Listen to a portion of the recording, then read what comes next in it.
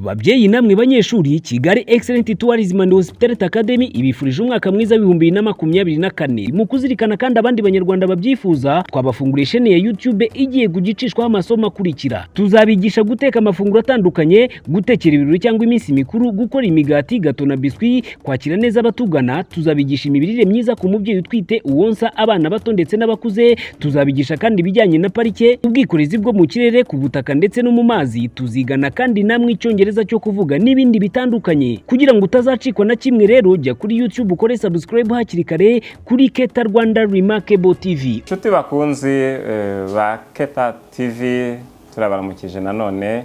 Uyu ni umwanya mwiza wo kubagezaho ingingo nyamukuru z'ibintu muzasanga kuri uyu murongo wacu, aho twifuza kubagezaho amasomo ajyanye n'ibintu byo guteka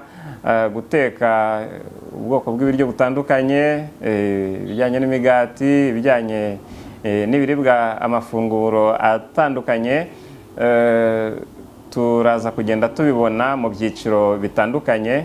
Byari umwanya rero wo kubakira, hanyuma kandi tubabwira ko hano tuzagira ibiganiro bitandukanye by'ubukerarugendo, ibyiza nyaburanga by'igihugu cyacu, ahantu hatandukanye dukwiye gusura, ahari ibirori byiza bitandukanye, ahantu hatandukanye bakira abantu neza. Hano mu Rwanda turahafite henshi bitewe n'ibyo abantu bakunda, aho gusohokera. Ibyo byose tuzabigezaho hano.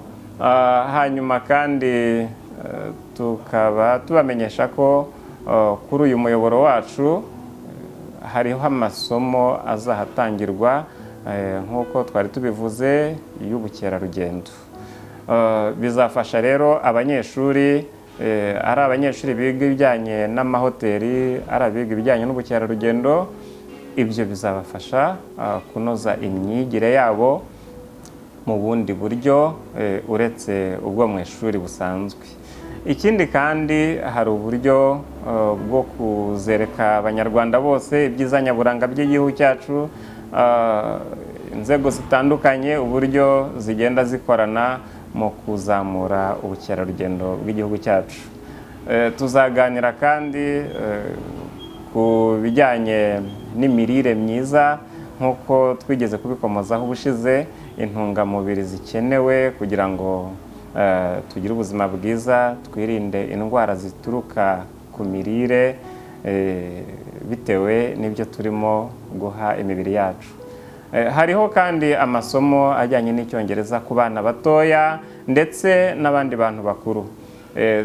Nk'uko twari tubivuze tubikomojeho, igihugu cyacu kirimo kirashyira imbaraga mu bukerarugendo, aho abantu bose twese muri iki gihugu dusabwa kugenda dutera intambwe dukurikije n'umuvuduko ndetse n'imbaraga igihugu cyacu gishyira mu bukerarugendo.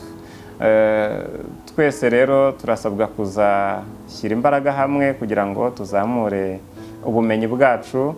Uyu muyoboro kandi uzafasha abantu bazakurikira ibiganiro tuzagenda dutanga nyuma yaho, ku buryo bashobora kwiga bagakora pratique biboroheye, kuko bazaba barakurikiye ibiganiro byacu, bakaba babona n'impamyabushobozi.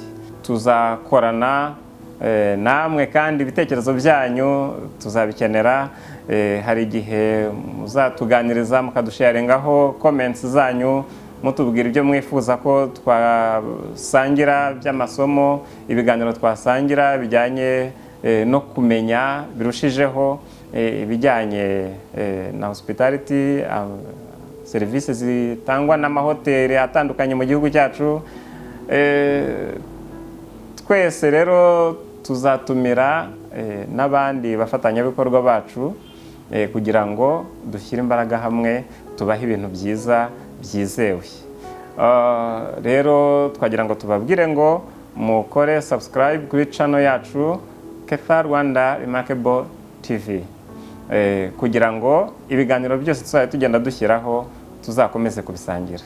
murakoze cyane. Ikaze muri Kigali Excellent Tourism and Hospitality Academy, ishuri ry'indashyikirwa mu ruhando mpuzamahanga. Twigisha amahoteli n'ubukerarugendo mu byiciro bitandukanye, umwaka wa 4, uwa 5 n'uwa 6. Twakira kandi abiga ubutetsi mu gihe gito, amezi 3, 6 ndetse n'abiga mu gihe cy'umwaka umwe. Mu kwigisha ubukerarugendo kandi turi ku isonga kuko twigisha tugendeye ku nteganyanyigisho zemewe, tukanafasha abanyeshuri bacu kubona aho bimenyereza umwuga biciye mu bufatanye n'amahoteli ndetse n'ibigo by'ubukerarugendo dufitanye amasezerano. Wifuza ibindi bisobanuro wagana w'iri shuri riherereye ku Kimironko inyuma ya Beka munsi y'urusengero rwa Foursquare, cyangwa ugahamagara telefone ziri kuri ekara yawe. Mubyeyi, urashaka ko umwana wawe yiga kandi agahuzwa n'isoko ry'umurimo cyangwa se akabona amahirwe yo gukomereza amasomo ku rwego mpuzamahanga, gana Keta tumufashe kugera ku nzozi ze.